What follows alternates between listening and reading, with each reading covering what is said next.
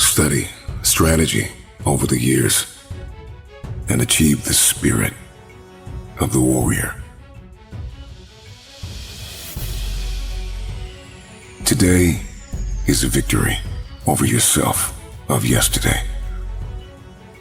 Tomorrow is your victory over lesser men. There is a student mentality in all of us that must be tapped into.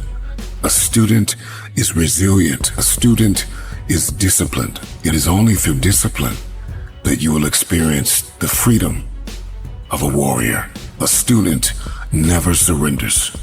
See, the strategy is the plan. The strategy, the game plan, the plan of action, the recipe, the how must be studied before the first step is taken. I am convinced that so many of us lose because of what we were not willing to study. We must grow a discipline to deliberately investigate what we are getting ready to enter into. We must be calculated as we enter into new seasons, into new relationships. This is the road to becoming a warrior. An experienced, skilled, and calculated soldier. A fighter, a game changer. Somebody who refuses to stay down. This is somebody who is set apart from those who operate in the realm of normalcy. This is somebody who is above and beyond. We got to build up a work ethic to go after it. A student is a disciple, and a disciple is disciplined.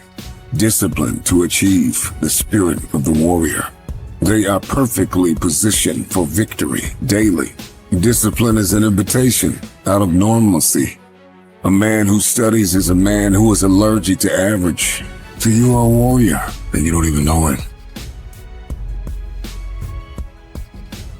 Take a deep breath. Inhale and exhale. Inhale and exhale. After today, everything is about to change. Because change starts with you. To understand this is to know the difference between men and lions.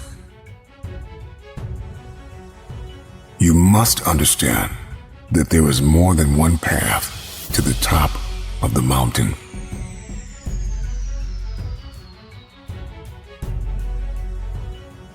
And in this very moment, all you have is all you need. See, somebody lied to you and told you that life is about acquiring more to move forward. What if I told you that getting to the top of the mountain was not about acquiring more, but about becoming more? That if you can become, then you will find your authentic path to the top. Everybody wants to go to the top, but nobody wants to discover new ways to climb there. Find your authenticity. Discover your identity. We're all told, if you want to get to the top, follow the leader. But that is a broken mentality. Yes, leaders are necessary, but we must be fully aware when we have been called to lead, to blaze our own trail, to discover a new way. It's daunting, it's exhausting to get to the top. But there is more than one way, and you will discover that way by not acquiring. So it is not the more that you get, the faster you will go. It is the more you become, the quicker you will elevate. And so getting to the top of the mountain has more to do with becoming than acquiring. What is your mountain? What is your trial? Who is the giant standing in front of you? Name it and defeat it. The climb is just as important as the arrival.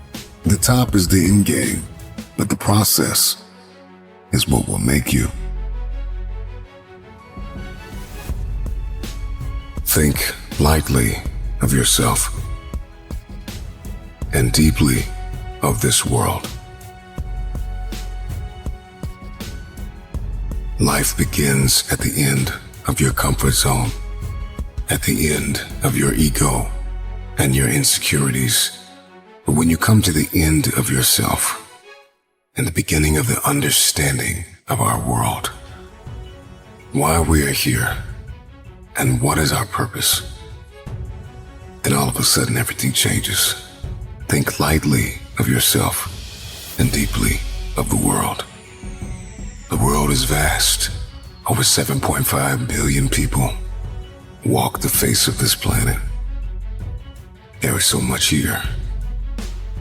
Creation, the antelope, the trees, the mountains, the stars, people from every nation, in every tongue.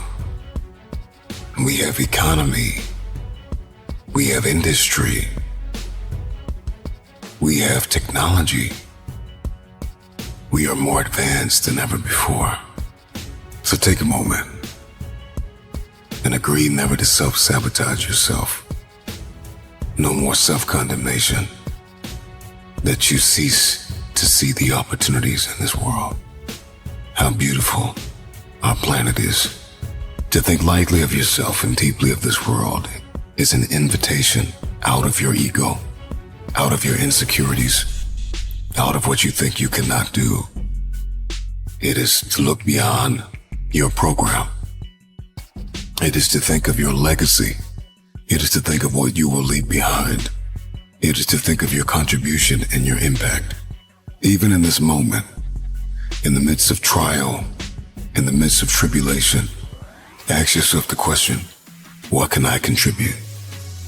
You see, conflict is necessary. Trial is needed. It causes us to create, to be proactive, to be inventive. It moves us to become pioneers. What type of mark will you leave in the earth? What will be your legacy? Man has always been haunted by the vastness of eternity. And so we ask ourselves, when we are long gone, will our names remain?